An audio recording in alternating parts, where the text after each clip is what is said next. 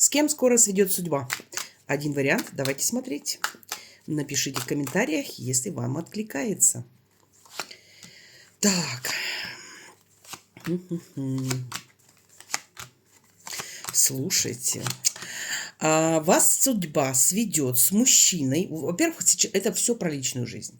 Если у вас сейчас какой-то застой, недопонимание или, может быть, конфликты с человеком были какие-то, это может быть как новый партнер, так и тот, с кем вы конфликтовали раньше.